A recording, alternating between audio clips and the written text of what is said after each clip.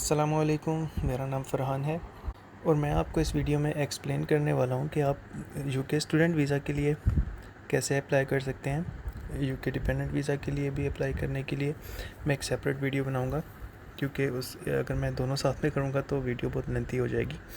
तो इसका process start करते हैं। इसको स्टार्ट करने से पहले मैं एक चीज़ एक्सप्लेन कर दूं। मैंने मार्च में अप्लाई किया था यूनिवर्सिटी में स्टूडेंट स्टडी के लिए, और जो फ़ीस पे की थी मैंने वो 19 अप्रैल 2023 को पे की थी।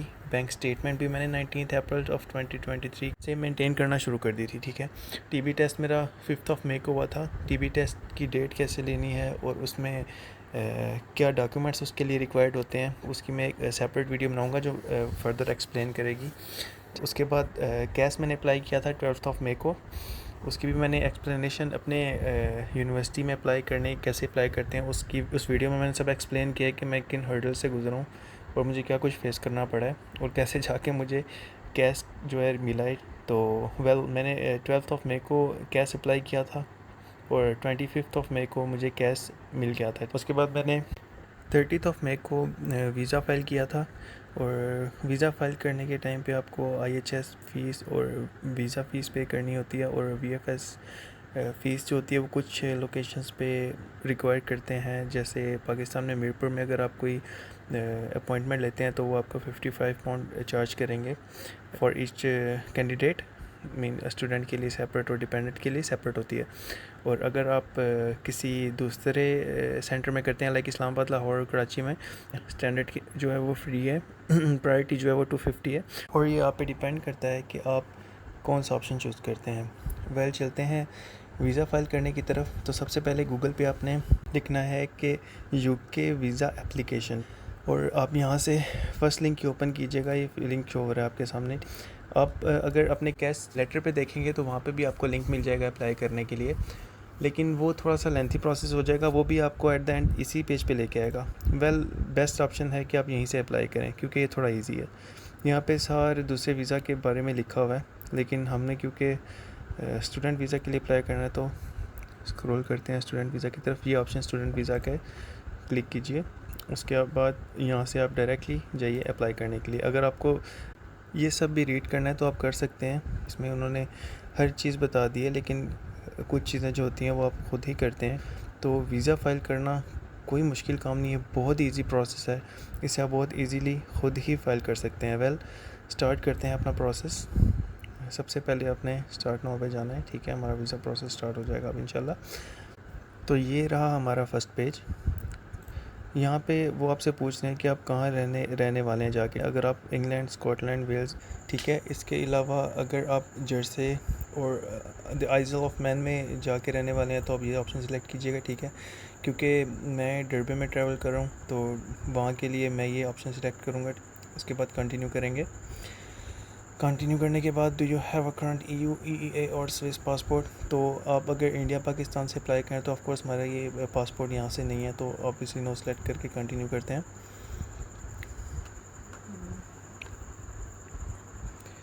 तो यहाँ पे हमने अपनी कंट्री सेलेक्ट करनी है। ठीक है, जहाँ पे हम अपने बायोमेट्रिक्स देंगे। तो इंडिया पाकिस्तान मोस्टली कंट्रीज़ में VFS सेंटर ही होता है जहाँ पे हम अपने बायोमेट्रिक्स और डॉक्यूमेंट्स स्कैनिंग के लिए देते हैं, या डॉक्यूमेंट्स हम घर पे भी स्कैन कर सकते हैं। तो हम सिलेक्ट करते हैं पाकिस्तान। ठीक है, नेक्स्ट करेंगे। Check available visa application centre location. यहाँ से आप लोकेशन से फाइंड कर सकते हैं कि आपकी कंट्री में कहाँ कहाँ पे वीज़ा सेंटर्स अवेलेबल हैं और कौन कौन सी ऑप्शंस आपके पास अवेलेबल हैं। ठीक है, यहाँ से अगर आप अपने कंट्री के उस पर जाएंगे लिंक पे, ठीक है, तो ये मैं पाकिस्तान के लिंक पे गया हूँ। ठीक है, यहाँ पे मुझे शो हो जाएंगे जो भी अवेलेबल VFS सेंटर्स हैं। ठीक है, तो पाकिस्तान में मोस्ट प्रोबेबली सिर्फ इस्लामाबाद, लाहौर, कराची और मीरपुर में ही अवेलेबल हैं VFS सेंटर्स। ठीक है, जैसा कि मैंने कहा था, ये आप देख सकते हैं इस्लामाबाद, कराची, लाहौर एंड मीरपुर। ठीक है, मंडे टू फ्राइडे ओपन है 8 AM टू 5 PM ऑलमोस्ट। ठीक है, 5 PM बनता है ये। तो ठीक हो गया। इसके बाद हम जाएंगे I have identified the location way I will provide my purchase. ठीक है, तो आपको लोकेशन मिल गई होगी। अगर आप पाकिस्तान में रहते हैं तो आप इस्लामाबाद जा रहे हैं, जो से भी सेंटर में अप्लाई करने वाले हैं, आप वो सिलेक्ट करें। ठीक है, उसके बाद student visa use apply from outside the UK. ठीक है, अगर कोई बाहर से अप्लाई कर रहा है, ठीक है, यूके से बाहर से अप्लाई कर रहा है, तो उसके लिए यहाँ पे मेंशन है कि आप अभी सिर्फ स्टूडेंट के लिए अप्लाई करेंगे, डिपेंडेंट्स को इस एप्लीकेशन में आपने ऐड नहीं करना। ठीक है, उसके लिए एक सेपरेट फॉर्म होगा, आप पहले उस फॉर्म को ओपन करके या इसका लिंक कॉपी करके आप साइड पे रख लीजिए, जो बाद में आपके काम आ जाएगा। Before you apply, before you start your application with the guidance eligibility, how to apply and required documents, fees. ठीक है, चलते हैं। इसमें बस ये जो मेन चीज़ है कि 25 मिनट्स अगर आप इनएक्टिव रहेंगे या कोई भी एंट्री नहीं करेंगे वेबसाइट पे, तो आप ऑटोमेटिकली लॉग्ड आउट हो जाएंगे। ठीक है, और एक चीज़ मैं इसके साथ साथ यहाँ पे अप्लाई करते हैं, मैं साथ आपको एक चीज़ बता दूँ कि अगर आप IHS फ़ीस पे करने तक बीच में कहीं से भी लॉग आउट हो जाते हैं, तो आपकी एप्लीकेशन वहीं से स्टार्ट होगी जहाँ पे आपने लेफ़्ट किया था। ठीक है, तो वेल यहाँ पे एक ईमेल एड्रेस आपने प्रोवाइड करनी है। ईमेल एड्रेस कोई भी आप दे दीजिए, लाइक मैं अपनी एक ईमेल दे देता हूँ।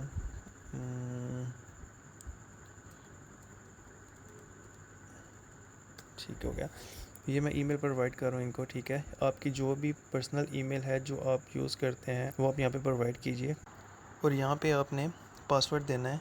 पासवर्ड में एक अपर केस लेटर होना चाहिए, बाकी लोअर केस चलेंगे, एक नंबर और एक सिंबल हो, ठीक, और 10 कैरेक्टर्स से कम नहीं होना चाहिए, लॉन्ग हो सकता है। ये पासवर्ड एंटर कर दिया मैंने। ठीक है, फिर कंटिन्यू करते हैं।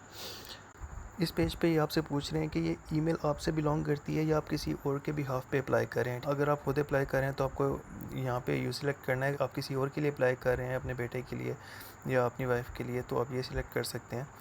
तो वेल अगर आप खुद अप्लाई करें तो यू सिलेक्ट करें, सेव एंड कंटिन्यू करें। उसके बाद फिर एडिशनल ईमेल वो पूछते हैं कि अगर आपके पास इसके अलावा कोई ईमेल है जो आप इसमें अपडेट करना चाहते हैं, उसका वो अपलोड करने का आपको बेनिफिट ये होगा कि आपको जो भी ईमेल आएगी वीज़ा सेंटर की तरफ से वो आपकी उस ईमेल पे आएगी। तो बेस्ट ये है कि आप कोई भी फजूल ईमेल या कोई भी एक्स्ट्रा फ़ोन नंबर यहाँ पे अपलोड ना करें। तो यहाँ पे आपने अपना फ़ोन नंबर देना है, मैं कोई भी नंबर दे देता हूँ, मैंने रैंडम नंबर दिया है। ठीक है, ये नंबर किसी से भी बिलोंग नहीं करता है। वेल यहाँ पे पूछ रहे हैं where do you use this telephone number for, ये आप यूके में रहते हुए यूज़ करेंगे या यूके से बाहर रहते हुए यूज़ करेंगे, तो ये सिलेक्ट करेंगे फॉर यूज़ बस आउट ऑफ द यूके। और ये आपका कौन सा नंबर है, हमारा ये मोबाइल नंबर है। अगर आपका कोई बिज़नेस टेलीफोन नंबर आप देना चाहते हैं या होम टेलीफोन नंबर देना चाहते हैं तो ठीक है, अदरवाइज़ बेस्ट रहेगा कि आप मोबाइल टेलीफोन नंबर ही प्रोवाइड करें। और यहाँ पे है कि अगर आपके पास इसके अलावा कोई और फ़ोन नंबर है जिस पे वो आपसे कॉन्टैक्ट कर सकें तो अच्छा है कि अगर आप होम टेलीफोन नंबर भी दे दें, लेकिन बाय डिफ़ॉल्ट आपने अपना मोबाइल फ़ोन नंबर ही यूज़ करना है उसके अपने फर्दर फ्यूचर यूज़ के लिए। मतलब कोई भी उन्होंने कॉन्टैक्ट इंक्वायरी उनकी होगी तो आपको इसी आपके मोबाइल नंबर पे ही कॉन्टैक्ट करेंगे। ठीक है, यहाँ पे वो पूछ रहे हैं are you able to be contacted by telephone, तो वो आप ऑप्शन हैं यहाँ पे कि वो कॉल और टेक्स्ट के ज़रिए पूछ सकते हैं, सिर्फ कॉल कर सकते हैं या सिर्फ SMS कर सकते हैं, या वो आपको इन दोनों में से किसी पे भी अप्रोच नहीं कर सकते। तो उसके लिए आपने उनको रीज़न देना है कि वो क्यों आपको टेक्स्ट और टेलीफोन के ज़रिए अप्रोच नहीं कर सकते। ठीक है, तो ऑफ कोर्स आप जो भी नंबर प्रोवाइड करेंगे वो आपको उसके थ्रू अप्रोच कर ही सकेंगे। तो ये फर्स्ट ऑप्शन सिलेक्ट करके कंटिन्यू करें। Scholarship, do you have a Marshall Chevening or Commonwealth scholarship, तो मेरी यूनिवर्सिटी में तो ऐसी कोई स्कॉलरशिप अवार्ड नहीं होती है। ठीक है, तो मैं ऑब्वियसली नो सेलेक्ट करूँगा, लेकिन अगर आपको ऑफ़र हो रही है तो आप इसको यस सिलेक्ट कर दीजिए। ठीक है, कंटिन्यू करते हैं। Your confirmation of acceptance for studies, do you have a confirmation of acceptance for studies cash number. ठीक है, तो स्टूडेंट वीज़ा तभी फाइल करते हैं जब उनको कैश नंबर इशू हो जाता है, तो आप यहाँ पे अपना कैश नंबर मेंशन करेंगे। ठीक है, तो मैं ये एक एजुकेशनल पर्पज़ के लिए बना रहा हूँ वीडियो, तो ऑब्वियसली मैं यहाँ पे अपना कैश नंबर तो एंटर नहीं करूँगा, तो नो करके कंटिन्यू करते हैं। आपने अपना कैश नंबर यहाँ पे मेंशन करना है। ठीक है, आप यहाँ पे अपना नेम देंगे, मैं सलमान खान का नेम दे रहा हूँ क्योंकि मुझे उसकी एक्टिंग पसंद है। वेल कंटिन्यू करते हैं। ठीक है, एनी अदर नेम्स, अगर आपका कोई भी नेम आपने पहले आपका कोई और नेम था, बाद में आपने चेंज किया था, तो इसके लिए कुछ एडिशनल डॉक्यूमेंट्स रिक्वायर होंगे। लेकिन अगर आपका कोई नेम कभी भी आपने चेंज नहीं करवाया तो ठीक है, इसको नो करके कंटिन्यू करते हैं।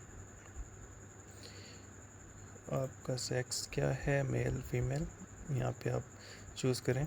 ठीक है, आप मैरिड हैं, अगर आप अपने स्पाउस के लेके जाना चाहते हैं तो यहाँ पे मस्ट आपने मैरिड और सिविल पार्टनर चूज़ करना है, और अगर आप सिंगल जा रहे हैं तो आप सिंगल चूज़ करेंगे, ठीक है। तो मैं तो क्योंकि स्पाउस के साथ अप्लाई किया था, वेल मैं इसलिए मैरिड और सिविल पार्टनर ही यूज़ कर रहा हूँ। Save and continue. यहाँ पे आप अपना होम एड्रेस देंगे, ठीक है।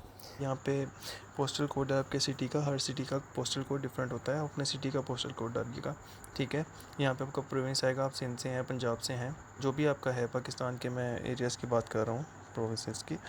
तो यहाँ पे आपका सिटी आएगा, यहाँ पे आपका कंप्लीट एड्रेस है, यहाँ पे आपका स्ट्रीट नंबर आप डाल दीजिए या हाउस एड्रेस डाल दीजिए, यहाँ पे स्ट्रीट नंबर डाल दीजिए, इस तरह, ठीक है। उसके बाद कंट्री, सॉरी, पाकिस्तान, यस। वो उनसे आपसे पूछते हैं कि कोरेस्पॉन्डेंट एड्रेस आपका यही है, तो आप इसको यस सेलेक्ट कीजिए। अगर इसके अलावा आपका कोई और कोरेस्पॉन्डेंट एड्रेस है तो नो करके आपको उसको वो भी ऐड करना पड़ेगा यहाँ पे। तो आप यहाँ पे अपना होम एड्रेस ही मेंशन कीजिएगा। यहाँ पे आपसे पूछा जा रहा है about this property, how long have you lived at this address. Well, अगर आप यहाँ पे बचपन से रह रहे हैं तो ऑफ कोर्स आप जितने साल यहाँ पे रहे हैं, लाइक आपकी एज 25 है तो यहाँ पे 25 ईयर्स लिखिए। अगर ये आपका अपना है तो आप आई ऑन इट लिखिए, अगर आप रेंट पे रहते हैं तो भी आई रेंटेड कीजिए। अगर आप ये आपका या आपके अलावा किसी आपके अंकल का या आपके फादर का है तो यहाँ पे लिख दीजिए कि belongs to my father, such as who you live with, and he owns the property, ठीक है। यहाँ पे आप ये लिख दीजिए और सेव एंड कंटिन्यू कीजिए, ठीक है। या यहाँ पे अगर आप वाइफ के साथ रहते हैं तो ठीक, आप यहाँ पे लिख सकते हैं कि live in joint family and this property belongs to my father and he owns is the owner of house। ऐसे भी चलेगा, ठीक है। देन कंटिन्यू कीजिए। Passport number, travel document reference में आपका पासपोर्ट नंबर यहाँ पे एंटर कीजिए, ठीक है। Sorry, 2 3 4 5 AB 1 2 3 4 5 enter the place of issue as. अच्छा, यहाँ पे आपको प्लेस एंटर करनी है, लाइक आपका सिटी आपके पासपोर्ट पे मेंशन होगा, सियालकोट है, लाहौर है, जो भी है जहाँ से आपको इशू हुआ था। उसके बाद इशू डेट, ठीक है। पासपोर्ट इशू डेट 1/1/2020, ओके, 1/1/2020 डालते हैं और एक्सपायरी डेट 1/1/2025 डाल देते हैं, ठीक है।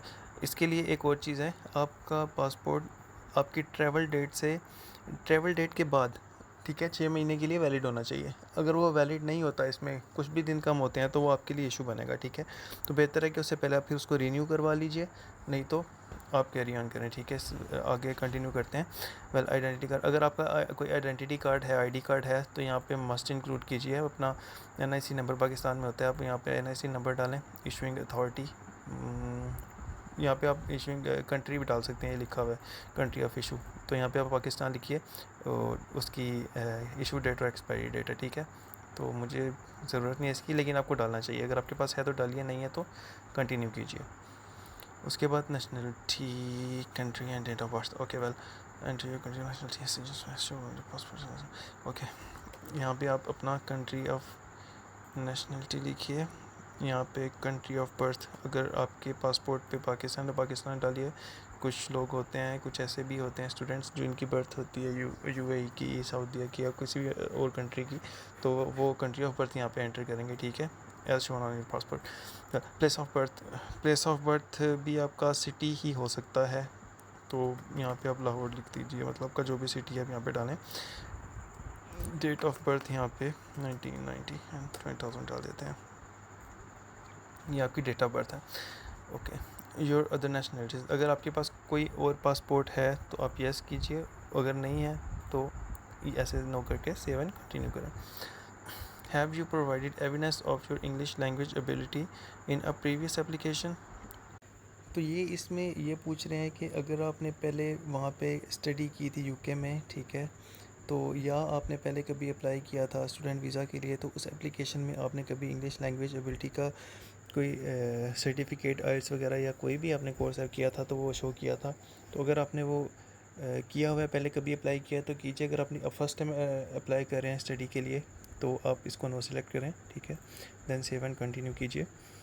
उसके बाद spoken language preference we may have to talk to you about it, ठीक है। इसमें आप जोन सी लैंग्वेज आप बोल सकते हैं, जो प्रेफरेबल जो है वो इंग्लिश ही, आप इंग्लिश सेलेक्ट कीजिए। अगर नहीं बोल सकते आप इंग्लिश तो आपको वो लैंग्वेज एंटर करनी होगी जिसमें वो आपसे कॉन्टैक्ट कर सकते हैं। लेकिन बेस्ट इंग्लिश है, क्योंकि इंग्लिश अगर आपने कोर्स किया है तो ऑब्वियसली आपको इंग्लिश आनी चाहिए। English qualification from a school, do you have an English language और लिटरेचर, ओके वेल, ये उनके लिए जिन्होंने इंग्लिश लैंग्वेज मतलब ऑलरेडी यूके में स्टडी की हुई है, ठीक है। तो ऑब्वियसली बहुत कम ऐसे स्टूडेंट्स होते हैं जिन्होंने यूके से स्टडी की हुई होती है, तो आप इसको नो सेलेक्ट कीजिए, सेव एंड कंटिन्यू कीजिए। अच्छा, अगर आप पोस्ट ग्रेजुएट मास्टर्स के लिए आप जा रहे हैं, ठीक है, तो आप यहाँ पे यस सिलेक्ट करेंगे, ठीक है।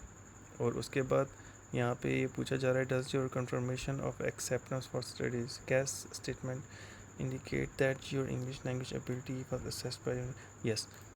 इसके अबाउट हमारे कैश लेटर पे ये ऑलरेडी हमारी यूनिवर्सिटी ने मेंशन कर दिया कि SELT required, no reason not required, HEI sponsor assessment, क्योंकि हमारी यूनिवर्सिटी ने ऑलरेडी असेस कर लिया कि हमारी ये जो ऑक्सफोर्ड टेस्ट है ये एक्सेप्टेबल है, तो इसलिए हम वहाँ पे यस सिलेक्ट कर रहे हैं, ठीक है। देन हम सेव एंड कंटिन्यू करेंगे। योर करंट पार्टनर, यहाँ पे आप अपने स्पाउस की डिटेल्स डालेंगे। सलमान खान की शादी कतरीना कैफ से करवाते हैं, Katrina Kaif. And date of birth आप यहाँ पे उनकी डेट ऑफ बर्थ डाल दीजिए। उनकी कंट्री ऑफ नेशनलिटी भी पाकिस्तान ही डालेंगे। Do they currently live with you, yes. Will they be travelling with you to UK, अगर आपका स्पाउस आपके साथ ट्रैवल कर रहा है तो आप इसका भी सिलेक्ट करेंगे। अगर नहीं कर रहा तो आप नो सिलेक्ट करेंगे। अगर आपको ट्रैवल कर रहा है तो यहाँ पे आपको उनका पासवर्ड डालना पड़ेगा, ठीक है, ABCDEF what ever the number was 987654, it will be enough. चलिए पासपोर्ट नंबर एंट्री कर दिया, उसके बाद नेक्स्ट करते हैं, people financially dependent on you, ठीक है। अच्छा, ये बहुत ट्रिकी क्वेश्चन है, ठीक है, इसे ज़रा गौर से पढ़िएगा। Does any one rely on you for financial support, अच्छा, इसमें आपका डिपेंडेंट इसमें नहीं आता। रिलाई मीन के अगर कोई आपका चाइल्ड है जो आपके साथ एज अ डिपेंडेंट ट्रैवल कर रहा है तो वो आप पे रिलाई करता है, आप उसके सारे फंड्स जो है वो मैनेज कर रहे हैं, ठीक है, आप ही उसके क्या कहते हैं करता धरता है, तो फिर आप यहाँ पे यस सिलेक्ट करेंगे, अदरवाइज़ आपको नो सिलेक्ट करना है, क्योंकि बहुत ही कन्फ्यूजिंग क्वेश्चन था, इसने मुझे बहुत परेशान किया था। वेल, यहाँ पे नो आएगा। अगर आपके कोई भी आपका हस्बैंड आप पे डिपेंडेंट नहीं होगा, ऑफ कोर्स वो जॉब करता होगा, ठीक है, या आपकी वाइफ जो है वो आप पे डिपेंडेंट नहीं होगी, वो भी जॉब करती होंगी, तो अब यहाँ पे नो आएगा। अगर कोई बेबी है तो आप यस लिखें, फिर उसके बाद मे बी आगे जाके आपको उसकी डिटेल्स भी ऐड करनी पड़ेंगी, ठीक है। देन कंटिन्यू करते हैं। Give details about two of your parents, यहाँ पे आप अपने पेरेंट्स का name they, first 1980, country of nationality, उनकी कंट्री ऑफ नेशनलिटी ऐड कीजिए। Have they always had the same nationality, अगर उनके 2 पासपोर्ट हैं तो आप वहाँ पे कि उनकी वो दूसरी नेशनलिटी भी एंटर करेंगे यहाँ पे, ठीक है। Like their country of nationality when you were born. Give details about another parent, यहाँ पे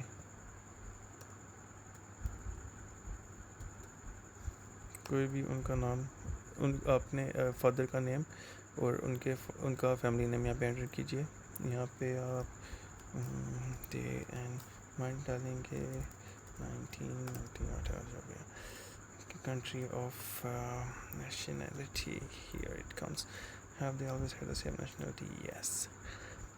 continue. Family who live in the UK, do you have family in UK, अगर आपकी वहाँ पे कोई फैमिली है तो आप यस लिखिए, ठीक है। और फैमिली में कौन है, immediate family such as spouse, आपकी वाइफ वहाँ पे रहती हैं या आपके हस्बैंड वहाँ पे रहते हैं, ठीक है, या आपका चाइल्ड है, ठीक है, वहाँ पे, या आपके पेरेंट्स हैं, grandparents, grandchildren, your spouse, your civil partners. Family mean आपके हस्बैंड की फैमिली में से कोई है वहाँ पे, या आपकी वाइफ की फैमिली में से कोई है वहाँ पे, तो आप इसको यस सिलेक्ट करेंगे, अदरवाइज़ आप नो सिलेक्ट कर सकते हैं। तो आप नो सेलेक्ट कीजिए अगर आपका वहाँ पे कोई भी नहीं रहता है। Travelling as part of an organise group, अगर आप किसी ऑर्गेनाइज ग्रुप के साथ जा रहे हैं तो आप ये सिलेक्ट कीजिए, ठीक है। कंपनी और ग्रुप का नाम वो फिर आपको ऑब्वियसली पता होगा जिस ग्रुप के साथ भी ट्रैवल करेंगे। तो अगर आप अकेले ट्रैवल कर रहे हैं एज एन इंडिविजुअल या अपने डिपेंडेंट के साथ ट्रैवल कर रहे हैं तो ऑब्वियसली यहाँ पे नो आएगा, क्योंकि आप किसी ग्रुप के साथ नहीं जा रहे, आप हस्बैंड एंड वाइफ या वाइफ एंड हस्बैंड ट्रैवल करेंगे। 7 कंटिन्यू कीजिए। इसके बाद ये आपसे पूछेगा travelling with another person, will you be travelling to the UK with someone who is not your partner, spouse or dependent. Okay, partner के अलावा अगर किसी के साथ आप ट्रैवल कर रहे हैं तो यहाँ पे यस लिखिए और उसकी डिटेल्स यहाँ पे आपको एंटर करनी पड़ेंगी, ठीक है। और अगर आप सिर्फ अपने स्पाउस के साथ ट्रैवल कर रहे हैं तो नो सेलेक्ट करके 7 कंटिन्यू कीजिए। Where you will stay in the UK, do you know where you will be staying in the UK, if yes then enter the post code, ठीक है। यहाँ पे अगर आपने यूनिवर्सिटी से एकोमोडेशन लिया है तो यहाँ पे यूनिवर्सिटी का पोस्ट कोड डालिए, या अगर आपने कहीं प्राइवेट कोई एकोमोडेशन बुक की है तो उस वहाँ पे भी उसका लाजिम कोई पोस्ट कोड होगा, वो आपको यहाँ पे एंटर करना होगा और आप यहाँ पे फाइंड यूके करेंगे, ठीक है। और अगर अभी तक आपने कोई एकोमोडेशन फाइंड नहीं की, आपको नहीं मिली, या आपके वहाँ पर जाने में बहुत टाइम है, तो आप नो करके 7 कंटिन्यू कर सकते हैं। Okay, here they're asking accommodation plans in the UK. Where do you plan to stay in the UK? Give as much details as possible of where you intend to stay. यहाँ पे आपने उनको बताना है कि आप वहाँ जाके कहाँ स्टे करेंगे, किसी फ्रेंड के, फैमिली फ्रेंड के पास, किसी रिलेटिव के पास, ठीक है, या आप किसी होटल में रुकने वाले हैं, यूनिवर्सिटी में, जहाँ पे भी रुकने वाले हैं। तो यहाँ पे आप एंटर कीजिए कि I will search for accommodation, ठीक है। अगर तो आपने जहाँ कहीं और आप रहने वाले हैं तो आप वहाँ पे यहाँ पे ये वो एंटर कीजिए। अगर तो आप यूनिवर्सिटी के पास कहीं एकोमोडेशन देखने वाले हैं, क्योंकि जो आपको सूट भी करेगी आपके स्टडी के लिए, आप इजीली वहाँ से एक्सेस कर सकते हैं, तो यहाँ पे एंटर करके आप 7 कंटिन्यू कर सकते हैं। यूके ट्रैवल हिस्ट्री, तो यहाँ पे वो पूछते हैं कि have you been to the UK, आप आखिर 10 सालों में आपने कभी यूके ट्रैवल किया है, अगर किया है तो यहाँ पे यस लिख के आप यहाँ पे उसकी क्या कहते हैं कितनी बार आपने ट्रैवल किया यहाँ पे एंटर कीजिए, अगर नहीं किया तो नो करके 7 कंटिन्यू कीजिए। UK visa application, have you been issued with a UK visa in the past 10 years, अगर आपको कोई वीज़ा मिला तो यस करके उसकी आपको डिटेल्स यहाँ पे डालनी पड़ेंगी कि month and year, date of visa issue, अगर नहीं तो नो करके 7 कंटिन्यू करें। Travel to Australia, Canada, New Zealand, US, Europe, अगर आपने इनमें से किसी भी कंट्री में ट्रैवल किया है, ठीक है, इसमें ये सिर्फ यही कंट्रीज़ वो पूछ रहे हैं कि आपने इनमें से कभी इनमें से किसी कंट्री में ट्रैवल किया, तो आप यहाँ पे एंटर कीजिए कितनी बार आपने ट्रैवल किया, अगर नहीं किया तो 0 करके 7 कंटिन्यू कीजिए। World travel history, have you been to any other countries in the past 10 years, do not include visit, वो जो प्रीवियस पेज पे जो कंट्रीज़ थी उनको एक्सक्लूड करके, उसके अलावा अगर आपने किसी भी कंट्री में पहले ट्रैवल किया है तो यस करके, अगर नहीं किया तो नो करके कंटिन्यू कीजिए। तो मेरी हिस्ट्री थी, मैंने यूएई में ट्रैवल किया था, तो मैंने यस किया था इसको, और आगे जाके मैंने उसमें एंट्री डेट और एग्ज़िट डेट आपके पासपोर्ट पे मेंशन होती है, आपने फिर वो डेट सारी मेंशन करनी है। यहाँ पे मेंशन करने का पर्पस कोई भी नहीं है, सिर्फ ये है कि उनको नॉलेज हो कि आप पहले ट्रैवल कर चुके हैं, ठीक है। अगर आपने ट्रैवल नहीं किया तो आप नो कीजिए, अदरवाइज़ आप यस करके अपनी एंट्री, सारी एंट्री जितनी भी आपकी एंट्रीज़ और एग्ज़िट्स हुए हैं उन कंट्रीज़ में जहाँ पे आप रह के आए हैं, सऊदी या दुबई या जहाँ पे भी, तो आपको सारी डेट्स मेंशन करनी पड़ेंगी, ठीक है। तो कंटिन्यू करते हैं यहाँ से। तो फिर उसके बाद ये पूछ रहा है your plan travel information, do you plan to arrive in the UK. Okay, यहाँ पे आपने आपका कोर्स अगर स्टार्ट हो रहा है 11 सितंबर को, तो आप 11 अगस्त के बाद कभी भी ट्रैवल कर सकते हैं, ठीक है। तो इन बिटवीन दिस डेट्स आप अपनी डेट सेलेक्ट कीजिए, लाइक मैं यहाँ पे चूज़ करता हूँ 11 अगस्त 2023, ठीक है, एंड 7 कंटिन्यू कीजिए। Immigration history for either UK or any other country, have you ever been, अगर आपका कभी भी वीज़ा रिफ्यूज़ हुआ है या आप कहीं से डिपोर्ट हुए हैं या आप पे कोई बैन आपको लगा किसी कंट्री से, तो आप यस करके नेक्स्ट कीजिएगा, शायद उसकी बाद में आपको डिटेल भी देनी पड़ेगी, ठीक है। तो अगर ऐसा कोई आप पे केस अप्लाई नहीं होता है तो नो करके 7 कंटिन्यू कीजिए। Breach of UK immigration law, have you ever entered the UK, अगर आप कभी यूके इलीगल एंटर हुए हैं, ठीक है, remain in the UK beyond, आप वीज़े आपने ओवर स्टे किया है या इस तरह की कोई भी आपके ऊपर अप्लाई होता है कोई केस, ठीक है, give false information when applying for a visa, leave to enter or leave to remain, breach UK immigration law in any other way, तो आप इसको यस कीजिए। तो उसके लिए भी आपको बाद में फर्दर डिटेल्स देनी पड़ेंगी, अगर ऐसा कुछ भी नहीं है तो नो करके कंटिन्यू कीजिए। उसके बाद आपके पास ये ऑप्शन आएगा कन्विक्शंस एंड अदर पेनल्टीज़। इसमें ये आपने मेंशन करना है कि यूके में या किसी भी और कंट्री में कभी भी आपने कोई क्रिमिनल एक्ट किया है, ठीक है, या फिर ड्राइविंग ऑफेंस किया है, ठीक है, उसकी मतलब ओवर स्पीडिंग या कुछ भी, ठीक है, या आप कभी अरेस्ट हुए हैं किसी भी कंट्री में, ठीक है, और आपको कोई वार्निंग मिली हो, ठीक है, या फिर सिविल कोर्ट जजमेंट अगेंस्ट कोई आपके अगेंस्ट कोई केस फाइल एफआईआर जैसे पाकिस्तान में होती है कोई आपके ऊपर हुई है, ठीक है, और इस तरह ऐसा डिटेल अगर इनमें से कुछ भी नहीं है तो आप नो करके 7 कंटिन्यू कीजिए। तो इसके बाद ये ऑप्शन आएगा कि वार एंड क्राइम्स का, ठीक है, अगर आपने कभी मतलब कोई वार चल रही होगी तो उसके बीच में आप इन्वॉल्व हुए हों या फिर आप उसमें कोई सस्पेक्टेड हों, ठीक है, तो आप इसको यस सेलेक्ट करें और उसकी इन्फॉर्मेशन दीजिए, अगर नहीं तो नो करके I have read all the information 7 continue कीजिए। अगर आपका किसी भी टेररिस्ट या एक्टिविटी से ऑर्गेनाइजेशन से कोई लिंक है या कुछ भी आप कभी भी उनसे टच में रहे हैं, ठीक है, तो आपको यह सिलेक्ट करना है। तो आप अगर नहीं रहे तो ऑब्वियसली आप नो सिलेक्ट कीजिए, ठीक है।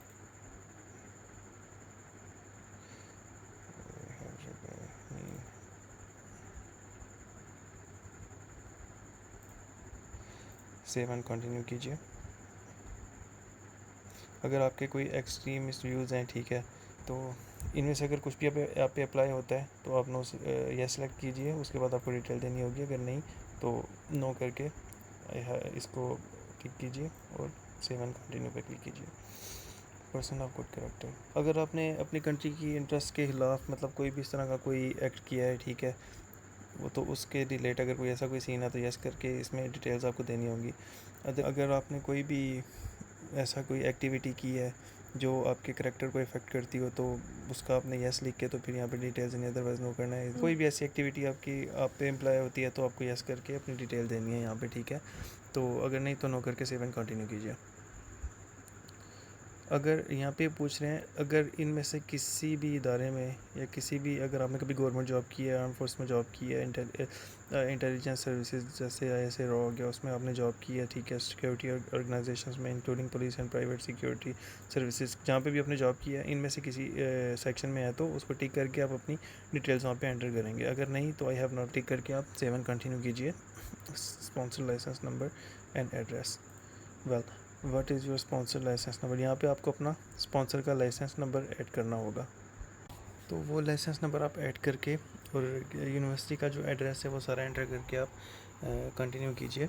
Place of study, what type of sponsor will you be studying with, अगर आपका मास्टर्स है उसके लिए ये सिलेक्ट करेंगे, ठीक है, बाकी जो है ये आपसे रिलेट नहीं करते। अगर आप मास्टर्स के लिए जा रहे हैं उसके बाद आप 7 कंटिन्यू कीजिए।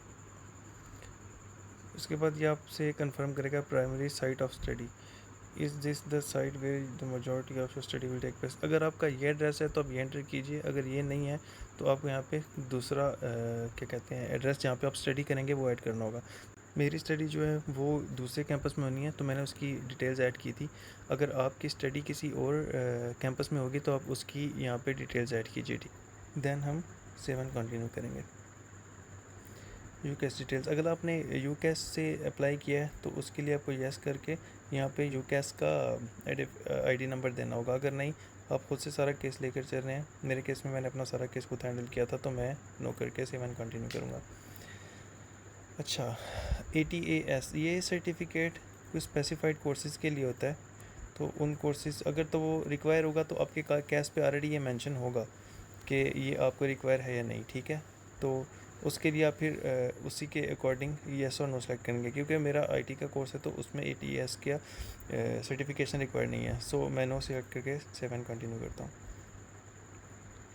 फ्यूचर ऑफिशियल्स फाइनेंशियल स्पॉन्सर, कोई आपको स्पॉन्सर कर रहा है, कोई भी गवर्नमेंट ऑर्गेनाइजेशन है या आप लोन लेके किसी भी तरीके से कोई जा रहे हैं तो आप यस सेलेक्ट करेंगे और उसकी फिर आप डिटेल्स यहाँ पे देंगे, अगर नहीं तो नो करके 7 कंटिन्यू कीजिए। नेम ऑफ स्पॉन्सर इंस्टीट्यूशन, अच्छा ये जो है ये आपकी यूनिवर्सिटी की इन्फॉर्मेशन है सारी। आप कौन से लेवल पे पढ़ेंगे, तो मास्टर्स जो होता है वो 7 लेवल का होता है, और क्यू ऑफ 7 SCQ F11, ठीक है। और you going to be a student junior service officer, तो ये मुझ पे अप्लाई नहीं होता, सो नो करके 7 कंटिन्यू करते हैं। कोर्स स्टार्ट डेट, ठीक है, यहाँ पे आप अपनी कोर्स की स्टार्ट डेट लिखिए, जैसे मेरी ये है, एंड डेट लाइक ये start date, course start date और एंड डेट यहाँ पे मेंशन करें। उसके बाद कंटिन्यू करेंगे। कंटिन्यू करने के बाद एकोमोडेशन पेमेंट्स के बारे में पूछ रहे हैं वो, have you or your parents legal guardian already paid any money to your sponsor for accommodation. Sponsor mean university को अगर आपने कोई एकोमोडेशन के लिए पेमेंट की है तो वो कितनी पेमेंट आपने की है वो यहाँ पे आप मेंशन कीजिए, ठीक है। और अगर वो आपने कर दिया तो how can you prove this amount has been paid, फिर ये वो अगर आपने पे की होगी तो ऑब्वियसली वो आपके ना कैश पे लाजिम मेंशन होगी, ठीक है। अदरवाइज़ नो करके 7 कंटिन्यू कीजिए। कोर्स फीस, यहाँ पे आप अपने टोटल कोर्स फीस लिखनी है कितनी है। Have you or your parents और legal guardian already paid any of your course fees, आपने जो इनिशियल डिपॉजिट किया था जितना भी था आपका यूनिवर्सिटी का इनिशियल डिपॉजिट जो आपने ऑलरेडी सबमिट करवा दिया 3000 5000 10,000, तो आप उसको यहाँ पे मेंशन कीजिए, ठीक है। तो in my case it was 3000, I have selected 3000, how can you prove this amount has been paid, तो मेरा कैश लेटर पे ऑलरेडी ये मेंशन है। अगर नहीं आपके पास कोई रिसीट है तो आप रिसीप्ट भी साथ अटैच कर सकते हैं। उसके बाद सेव कंटिन्यू कीजिए। स्टूडेंट लोन, अगर आपने कहीं से भी लोन लिया है तो आप यस करके फिर उसकी डिटेल्स दीजिए, अगर नहीं तो फिर आप नो करके 7 कंटिन्यू कीजिए। मेंटेनेंस फंड, तो यहाँ पे आप फिर क्या कहते हैं कि आपने जो भी उनको डिटेल्स देनी है, ठीक है, तो वो आप यस कीजिए। उसके बाद आगे जाके आपको वो अटैच करने होंगे डॉक्यूमेंट्स, इसके रिकॉर्डिंग आपके VFS पोर्टल में आप अपलोड करेंगे। अदरवाइज़ आप जब बायोमेट्रिक्स के लिए जाएंगे तो वहाँ पे आपको वो डॉक्यूमेंट्स प्रोवाइड करने होंगे, ठीक है। तो ये लिक्विड फॉर्म में आपके पास जो भी कैश अवेलेबल है वही काउंट होती है और जो ईज़ी टू एक्सेस होती है। तो इसके बाद आप सेव एंड कंटिन्यू कीजिए। एडिशनल इन्फॉर्मेशन अबाउट यू, यहाँ पे हमारी एप्लीकेशन कंक्लूड होगी। अगर आप अपनी एप्लीकेशन के बारे में कोई भी डिटेल ऐड करना चाहते हैं तो यहाँ पे ऐड कीजिए, ठीक है। अदरवाइज़ अगर आप इसको सेव एंड कंटिन्यू कीजिए। इसके बाद यहाँ पे आपने जितनी भी डिटेल्स दी थी अपनी एप्लीकेशन के बारे में A to Z सारी इन्फॉर्मेशन यहाँ पे अवेलेबल है। आप इसको रिव्यू कीजिए, अगर इसमें आपने कोई मिस्टेक की है तो आप यहाँ से उसको चेंज कर सकते हैं, ठीक है। एक बात आप याद रखिएगा, IHS फी पे करने के बाद कभी भी आप अपनी एप्लीकेशन को चेंज नहीं कर सकते। आप उसकी इंक्वायरी कर सकते हैं लेकिन आप उसको चेंज नहीं कर सकते, लिहाजा कोई भी मिस्टेक मत कीजिएगा। हर चीज़ को ट्वाइस चेक करें, ठीक है। और अगर ट्वाइस नहीं करना, मिनिमम आपको एक बार उसको ऐसे गौर से एंट्री करनी अपनी डिटेल्स कि आपको दोबारा चेंज ना करना पड़े। तो एप्लीकेशन को लेके आगे चलते हैं, कंटिन्यू करेंगे।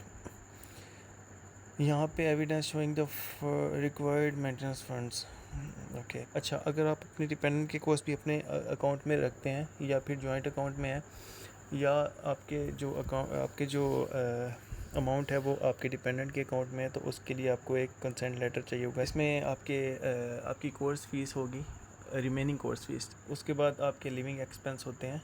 तो लंदन के जो लिविंग एक्सपेंस हैं वो अराउंड 1200 समथिंग है पर मंथ, और आउटसाइड लंदन 960 समथिंग है, ठीक है। वो आप कंफर्म कर लीजिएगा, वेबसाइट पे अवेलेबल होते हैं उसके बारे में सारी डिटेल्स। और जो डिपेंडेंट आपके साथ आपका जो स्पाउस जाता है उसके इनसाइड लंदन 700 समथिंग है और आउटसाइड लंदन 600 समथिंग है। तो यहाँ पे आप अपना बैंक नेम एंटर करना है, जैसे आपका जो भी बैंक है, मेरा अलाइड बैंक था तो मैं अलाइड बैंक एंटर करूँगा, ठीक है। उसके बाद टाइप ऑफ एविडेंस स्टेटमेंट, तो हम स्टेटमेंट और अकाउंट मेंटेनेंस लेटर प्रोवाइड कर रहे हैं तो हम यही सिलेक्ट करेंगे। इनमें से कोई भी हम पे अप्लाई नहीं होता है। Add more evidence of maintenance funds, do you want to, अगर आपका एक से ज़्यादा बैंक्स में अकाउंट है, ठीक है, तो आप यहाँ पे दोबारा मज़ीद ऐड कर सकते हैं यस करके, नेक्स्ट 7 कंटिन्यू करके। अगर एक ही बैंक में सारी अमाउंट है तो आप नो करके 7 कंटिन्यू कीजिए। Documents, okay. Well, mandatory documents, इसमें आपने अपना पासपोर्ट जो है, ठीक है, वो प्रोवाइड करना है, इसको टिक कीजिए। अदर डॉक्यूमेंट्स में से आपकी स्टेटमेंट होगी, ठीक है, जो आपके बैंक में आपने स्टेटमेंट रखी है वो है। तो उसके बाद आप अपलोड कर सकते हैं ऑनलाइन, या फिर अपने डॉक्यूमेंट्स को अपने साथ लेके जाइए, तो आपसे चार्ज करेंगे। पाकिस्तान में उसकी जो फ़ी थी जो मुझसे चार्ज हुई थी वो ऑलमोस्ट 8,000 था। तो ये कोई इतना डिफ़िकल्ट टास्क नहीं है, आप घर पे भी उसको अपलोड कर सकते हैं, ठीक है। अगर आपके पास स्कैनर है, अगर स्कैनर नहीं है तो आप बाहर किसी भी शॉप से स्कैन करवा लीजिए A4 साइज़ में, और फिर उसको आप खुद घर बैठ के अपलोड कर लीजिए। लेकिन याद रखिएगा कि उसका रिज़ल्ट अच्छा होना चाहिए, लाइक 300 to 600 DPI पे स्कैन करके, और each file I think maximum 10 MB हो सकती है, ठीक है। तो 10 MB से लेस उसका साइज़ होना चाहिए ईच फाइल। उसके बाद आपको चाहिए टीबी टेस्ट के लिए मैंने एक अलग से वीडियो बनाई है, आप वो देख लीजिएगा कि टीबी टेस्ट के लिए डेट कैसे लेते हैं। लेकिन ऑब्वियसली अगर आप वीज़ा फाइल कर रहे हैं तो आपने ऑलरेडी टीबी टेस्ट हासिल कर लिया होगा। तो उसके बाद सेव एंड कंटिन्यू करते हैं। कंटिन्यू कीजिए, कंफर्म करके अपनी सारी डिटेल्स उसमें। उसके बाद कंडीशंस हैं, ये इसी बारे में है कि अगर आप बगैर परमिशन के, अगर आपने वीज़ा एक्सपायर होने के बाद भी रुक जाते हैं तो उसके बाद ये आप पे अप्लाई होता है ये सब कुछ, ठीक है। तो उसके बाद हम कंफर्म करेंगे और कंटिन्यू करेंगे। इसके बाद डिक्लेरेशन है कि जो भी आपने डॉक्यूमेंट्स के बारे में उन्हें बताया है, ठीक है, एविडेंस है, उसके बाद जो इन्फॉर्मेशन आपके बारे में है ये सारी करेक्ट है।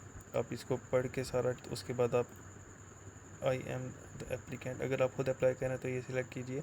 अगर आप कोई और आपकी जगह अप्लाई करें तो वो अपने लिए ये सिलेक्ट कर सकता है। तो मैं तो खुद अप्लाई कर रहा था इसलिए मैं ये सिलेक्ट करूँगा। ये कंसेंट लेटर है कि आपने ये सारी डिटेल्स पढ़ ली हैं, और अगर आप कोई भी इलीगल एक्टिविटी परफॉर्म करते हैं या आप अपने ओवर स्टे करते हैं, कुछ भी ऐसा करेंगे तो आपके ऊपर ये सब अप्लाई होगा। आप डिटेन हो सकते हैं, prosecuted, fine, prison, so on, ये आप रीड कर लीजिएगा, ठीक है। उसके बाद कंटिन्यू कीजिए। वेल, यहाँ पे आ जाती है आपकी IHS फ़ीस। IHS फ़ीस के लिए आपने एक गो टू IHS वेबसाइट पे जाना है। वहाँ पे जाके बहुत ही ईजी ऑप्शंस हैं, आप देख लीजिएगा उनको, और उनसे आपने अपनी पेमेंट करनी है। तो मैं रिकमेंड करूँगा आप कभी भी UK से भी पेमेंट मत कीजिएगा, क्योंकि अगर आप इंडिया या पाकिस्तान से पेमेंट कर रहे हैं तो अगर आप UK से भी पे करते हैं तो वो चार्ज पाकिस्तान के हिसाब से करेंगे, तो उनको डबल टैक्सेस पड़ेंगे। तो बेहतर है कि आप पाकिस्तान से या इंडिया से जहाँ से भी अप्लाई करें वहीं से अपनी पेमेंट कीजिए। और अगर आप पाकिस्तान से हैं तो आप पहले NTN अप्लाई करें, आप टैक्स पेयर बने। इसमें आपको फ़ायदा ये होगा कि आपको बहुत कम टैक्स पड़ेगा। और एक और ऑप्शन है कि आप इंटरनेशनल कार्ड यूज़ कीजिए अपनी ट्रांजैक्शंस के लिए। और आखिरी बात ये इसमें कि अगर आप IHS फ़ीस पे कर देते हैं तो उसके बाद फिर से मैं रिपीट करता हूँ, पहले मैं बता चुका हूँ कि आप अपनी डिटेल्स हैं वो चेंज नहीं कर सकते। जो भी आपने डाटा एंटर कर दिया है वो आप चेंज नहीं कर सकते। तो लिहाजा बहुत सोच समझ के अपने डाटा को एक बार रिव्यू करने के बाद आप IHS की पेमेंट कीजिएगा। तो जब आप कर लेते हैं तो फिर आप सेव एंड कंटिन्यू पे क्लिक करिएगा। IHS के जब आप पे कर लेंगे तो आपको एक ईमेल आ जाएगी जिसमें आपका IHS नंबर होगा, और होपफुली एक GWF नंबर भी आपको इशू हो जाएगा जो आप VFS के लिए यूज़ करेंगे। उसके बाद मैं ट्राई कर रहा हूँ सेव एंड कंटिन्यू करने की, बट मैं इससे आगे जा नहीं पा रहा, क्योंकि जब तक आप IHS फ़ी पे नहीं करेंगे तब तक आप वीज़ा के लिए क्या कहते हैं अप्लाई नहीं कर सकते। तो मैं फिर यहाँ पे आपको ये दिखा देता हूँ कि आप कैसे उसके लिए पे करने वाले हैं। यहाँ पे सारा लिखा हुआ है कि कैसे आप पे करेंगे। आपका 1 ईयर का कोर्स है तो आपके ऑलमोस्ट 705 पाउंड्स चार्ज होंगे इसकी फ़ीस जो है। तो IHS फॉर्म फिल करने के लिए आपको ये सारी डिटेल्स ऐड करनी होंगी इस फॉर्म में, ठीक है। ये ऑलरेडी फिल्ड है क्योंकि आपने जब एप्लीकेशन स्टार्ट की थी तो उसमें ऑलरेडी आपने एंटर किया था। तो यहाँ पे ये लिखा हुआ है कि you need to state whether you are applying to stay in the Isle of Man, are you applying from within the UK, no you are not applying from UK, are you applying to stay in Isle of Man, no you are not. Then save and continue कीजिए। Your details, title, यहाँ पे आप अगर mail हैं तो mister entry कीजिए, अगर आप सिंगल फीमेल हैं तो आप मिस लगा सकती हैं, ठीक है। और अगर आप मैरिड हैं और फीमेल हैं तो आप MRS एंटर कीजिएगा। तो मैं इंडिविजुअल के लिए एप्लीकेशन फिल कर रहा हूँ तो मैं इसलिए मिस्टर एंटर करूँगा। उसके बाद जितनी डिटेल्स हैं ये लॉक हो चुकी हैं, ठीक है।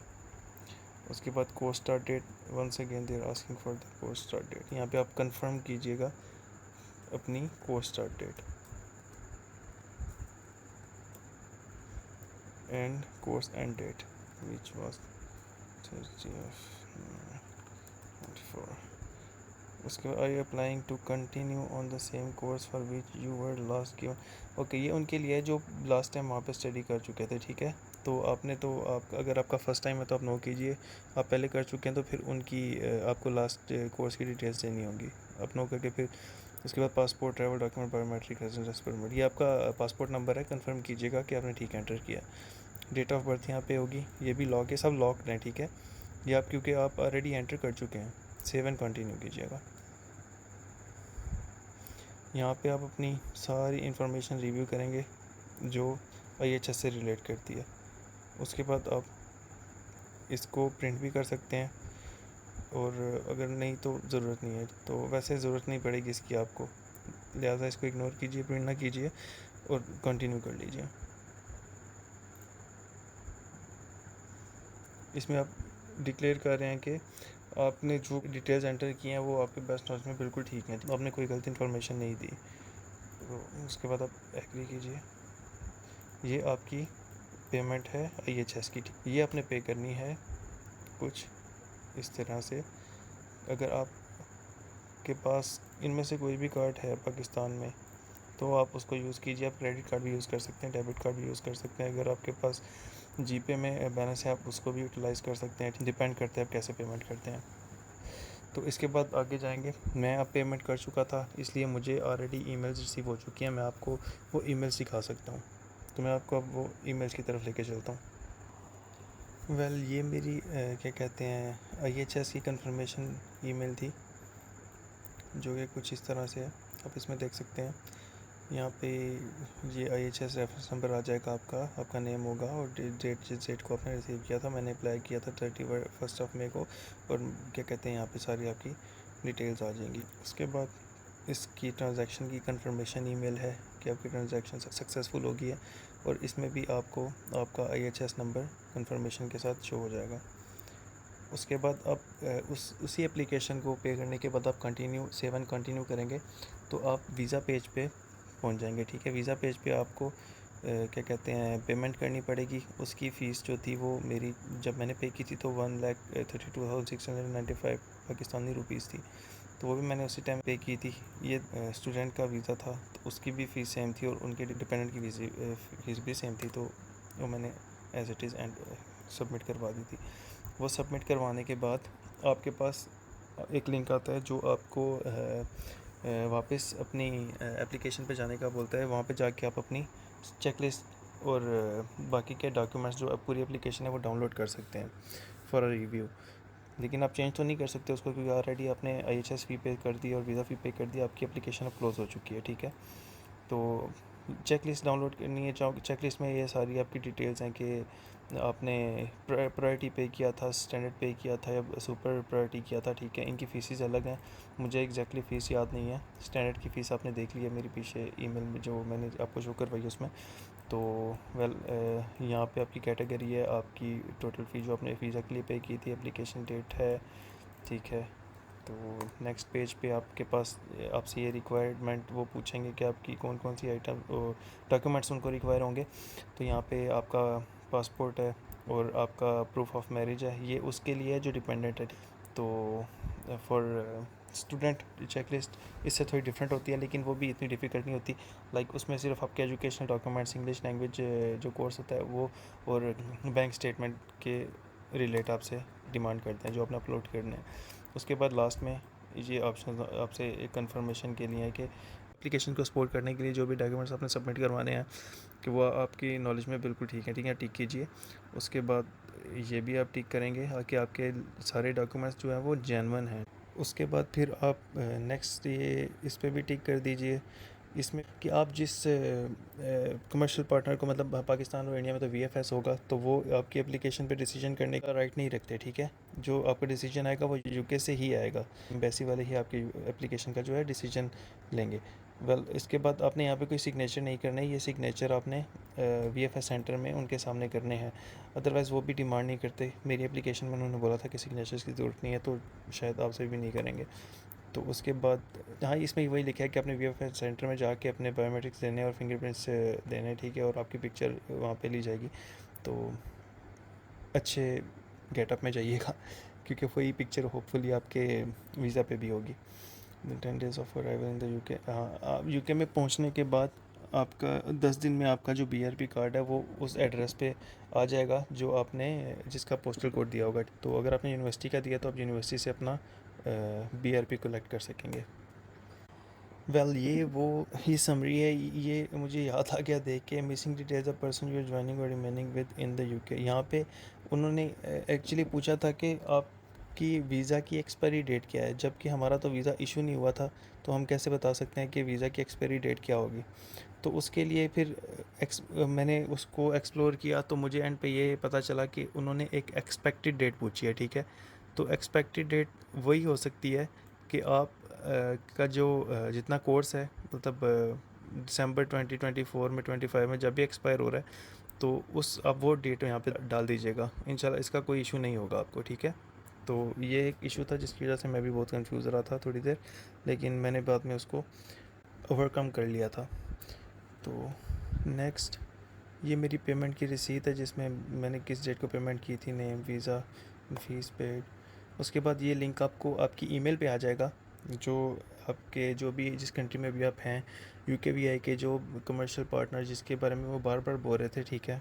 तो हमारा जैसे मैं बताया था कि वीएफएस है, तो ये वीएफएस है, यहाँ से आपको पता चलेगा कि आपने अपनी डेट कैसे बुक करनी है और कैसे वीएफएस की बुकिंग करनी है। तो इसमें आप फिर लॉगिन पे जाएंगे। उसके बाद वहाँ पे आप अपना GWF नंबर जो आपको इशू हुआ होगा वो आपने एंटर करना है, और जिस ईमेल से आप अपनी पूरी एप्लीकेशन प्रोसीड कर रहे थे वो ईमेल एंटर करनी है वहाँ पे। उसके बाद आप लॉगिन करके तो अब अपॉइंटमेंट बुक कर सकते हैं, ठीक है। उसके बारे में मैं जैसे कि बता चुका हूँ, पाकिस्तान में इस्लामाबाद, लाहौर, कराची में जो VFS सेंटर्स हैं, वो अगर आप स्टैंडर्ड बुकिंग करते हैं तो उसमें आपको फ्री बुकिंग हो जाती है आपकी, लेकिन आपको 1 मंथ की डेट मिलती है, मतलब 1 माह बाद की डेट मिलती है। तो अगर आप मीरपुर में सेलेक्ट करते हैं तो उधर आपको 55 पाउंड पे करने पड़ेंगे, लेकिन उससे आपको जल्दी डेट मिल जाएगी। तो बेस्ट ऑप्शन यही है आपके लिए कि आप मीरपुर में सिलेक्शन कीजिए अगर आप मीरपुर के करीब रहते हैं। तो अगर आप मीरपुर से दूर हैं तो फिर आपको मजबूरन वहीं पे कोई ना कोई बंदोबस्त करना होगा डेट का, ठीक है। अदरवाइज़ अगर आप प्रायोरिटी में सिलेक्ट करते हैं तो मीरपुर में प्रायोरिटी पे 2 से 3 दिन में डेट मिल जाती है, जबकि दूसरे सिटीज़ में प्रायोरिटी की डेट भी 2 से 3 हफ्ते बाद की मिलती है। तो उसके लिए आपको एडिशनल 250 पॉइंट्स पे करने हैं, ठीक है। डेट सेलेक्ट करने के बाद आप उसको कंफर्म कीजिए, ठीक है। कंफर्म करने के बाद आपको ईमेल आएगी इस तरह से, जिसमें ये लिखा होगा कि your appointment is confirm with application centre, your appointment is on. यहाँ पे आपकी डेट होगी, ठीक है, टाइम होगा, और ये आपका सेंटर है, ठीक है। तो इसमें सारी डिटेल्स लिखी हुई हैं, मतलब कि आप 20 मिनट पहले आ जाइएगा। उसके बाद security check, your booking will be cancel. अगर आप टाइम पे नहीं आएंगे तो आपकी बुकिंग कैंसिल हो जाएगी। अंडर 18 जो स्टूडेंट्स हैं उनको, उनके साथ उनका पेरेंट का या गार्डियन का होना ज़रूरी है। एक आपको अपॉइंटमेंट लेटर मिलेगा येलो कलर का, उस पर टैग होगा आई थिंक, और साथ बारकोड होगा और आपका GWF नंबर होगा। तो वो अपॉइंटमेंट लेटर आपने प्रिंट करना है जो आपने अपने साथ लेके जाना है, ठीक है। उसके अलावा आपने चेक लिस्ट जो आपने प्रिंट की है, जो मैंने प्रीवियस शो भी की है, वो भी साथ लेके जानी है। उसके अलावा जो आपके एजुकेशनल डॉक्यूमेंट्स हैं सारे, इंग्लिश लैंग्वेज सर्टिफिकेट जो है वो भी साथ लेके जाना है। उसके बाद आपने बैंक में account maintenance letter, bank statement and TB test. उसके बाद आपकी एक्सपीरियंस लेटर, अगर आपका स्टडी गैप जो है वो ज़्यादा है 3 साल से, या 3 साल भी आपका स्टडी गैप है, इवन के नहीं भी है, और आपने कोई एक्सपीरियंस है आपके पास, तो आप उसका एक्सपीरियंस लेटर भी उसके साथ अटैच कीजिए। ये स्टूडेंट की डॉक्यूमेंट की चेकलिस्ट में उसका स्क्रीनशॉट लेके आप इसके ये रिक्वायर्ड डॉक्यूमेंट साथ अटैच कर लीजिएगा। अपॉइंटमेंट लेटर मैंने आपको उसके बारे में बता दिया, चेक लिस्ट का भी बता दिया, ठीक है। Maintenance letter, statement and consent letter. अगर आपका अकाउंट जो है वो जॉइंट अकाउंट है अपनी वाइफ या आप अपने हस्बैंड के साथ आपका जॉइंट अकाउंट है तो उसके लिए भी कंसेंट लेटर चाहिए होगा। स्टूडेंट को उसका स्पाउस कंसेंट लेटर देगा और जो स्पाउस होगा उसको मेन एप्लीकेंट जो स्टूडेंट है वो कंसेंट लेटर देगा। उसके बाद एक्सपीरियंस लेटर का भी बता दिया आपको। कैश अपने साथ लेके जाना है for student only. TV test, आपका लैंग्वेज का जो सर्टिफिकेट है, उसके बाद आपकी डिग्रीज एंड ट्रांसक्रिप्ट्स, और वो लेमिनेट नहीं होनी चाहिए, ठीक है, क्योंकि उनका जो स्कैनर होता है अगर आप वहाँ से स्कैन करवा रहे हैं उनका स्कैनर उसको स्कैन नहीं कर सकता। अगर आप खुद से स्कैन कर रहे हैं डॉक्यूमेंट्स तो इट वुड बी ग्रेट। तो ये कोई डिफ़िकल्ट का टास्क नहीं है, बहुत कोई इतना मुश्किल नहीं है, आप खुद भी कर सकते हैं। सो बेहतर यही है कि आप अपना जो डॉक्यूमेंट्स आपने अपलोड करने हैं वो आप खुद से कीजिएगा। अगर आप अपने स्पाउस को साथ लेके जा रहे हैं तो आप अपना MRC और FRC भी अपलोड कर लीजिएगा, ठीक है।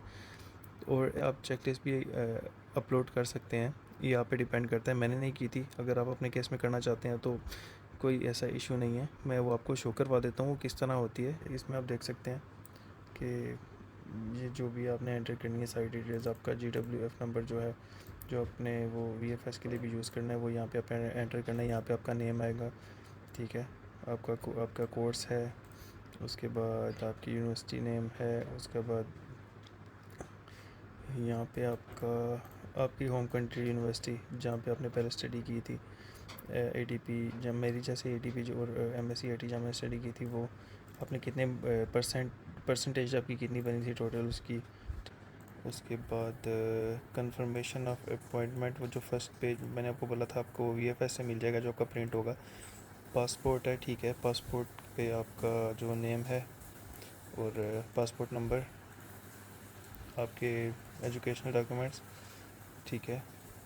उसके बाद जो कोर्स आपने किया था ELLT का, experience letter, bank statement, account maintenance letter, letter of consent by father और हस्बैंड, मतलब जो अगर आपको फादर आपके सपोर्ट कर रहे हैं, ठीक है, स्पॉन्सर कर रहे हैं तो उनका, नहीं तो जॉइंट अकाउंट है तो हस्बैंड का यूज़ होगा। अगर हस्बैंड के अकाउंट में सारी अमाउंट है तो वो भी हस्बैंड का यूज़ होगा। अगर आप मेन एप्लीकेंट के तो क्या कहते हैं फिर आपको ऐसा कोई कंसेंट लेटर नहीं चाहिए। लेकिन अगर आप मेन एप्लीकेंट के अकाउंट में डिपेंडेंट का भी है तो फिर जो मेन एप्लीकेंट है वो डिपेंडेंट को एक कंसेंट लेटर देगा, ठीक है। और ये सिर्फ उसी के लिए है MRC और FRC जो अपने स्पाउस को साथ लेके जा रहे हैं, अदरवाइज़ इसकी कोई रिक्वायरमेंट नहीं है। उसके बाद एक टीवी टेस्ट सर्टिफिकेट आपको अटैच करना है। उसके बाद फिर आपने इस चीज़ को नोट करना है, ठीक है, कि आपने कोई भी एक्स्ट्रा डॉक्यूमेंट्स नहीं देने। कोई भी ऐसे डॉक्यूमेंट्स जिनकी ज़रूरत नहीं है आप उनको प्रोवाइड ना कीजिएगा, क्योंकि इससे आपकी एप्लीकेशन डिले हो सकती है, जल्दी नहीं होगी। तो ये उन्होंने क्लियरली मेंशन किया हुआ है, ठीक है। उसके बाद biometric information show your biometric successful. आपके हाथ पे आपके जो आपकी फिंगर्स टिप्स हैं जो थे उन पे कोई कट नहीं होना चाहिए, ठीक है। किसी किस्म का कोई ऐसा इशू ना हो आपका कि जिससे आपका फिंगरप्रिंट वो ले ना सकें। ये अपॉइंटमेंट कंफर्मेशन ऑफ VFS, ये VFS का अपॉइंटमेंट लेटर है, ठीक है। इस तरह का आपका अपॉइंटमेंट लेटर होगा जिसमें आपके वीज़ा सेंटर की डिटेल्स होंगी और उसमें आपका नाम, आपका रेफरेंस नंबर, जो GWF था, barcode, appointment date, time and visa category जो भी है वो भी होगा इसमें, ठीक है। ऑर्डर ID, ट्रांजैक्शन स्टेटस, जो भी है। तो यहाँ पे ये डॉक्यूमेंट स्कैनिंग असिस्टेंस ये मैंने परचेज़ की थी, बट इसका सच कोई फ़ायदा नहीं है, लिहाजा आपको कोई ज़रूरत नहीं है इसको परचेज़ करने की। I advise you to scan those documents yourself at home. और जो फ़ीस है ये क्योंकि मैंने आपको बताया था मीरपुर जो है वो पेड क्या कहते हैं सेंटर है, VFS सेंटर। तो इवन आप स्टैंडर्ड भी अप्लाई करते हैं तो आपको 55 पाउंड पे करने पड़ते हैं। लिहाजा मेरी टोटल सम अमाउंट ये बनी थी, लेकिन मेरा प्रोसेस बहुत जल्दी हो गया था और मुझे जो BRP मेल है वो भी ऑलमोस्ट 5 डेज़ में रिसीव हो गई थी, क्योंकि मेरे डॉक्यूमेंट्स बहुत लिमिटेड थे और मैंने स्ट्रेट फॉरवर्ड हर चीज़ बिल्कुल मेंटेन करके उनको सबमिट की थी। तो ना मैंने SMS सर्विस ली थी, ना मैंने और कोई सर्विस उनसे परचेज़ की थी, क्योंकि सारा प्रोसेस बहुत ईजी है, आप ख़ुद ये प्रोसेस कर सकते हैं। तो लिहाजा आप इसको खुद ही लेके चलिएगा, ठीक है।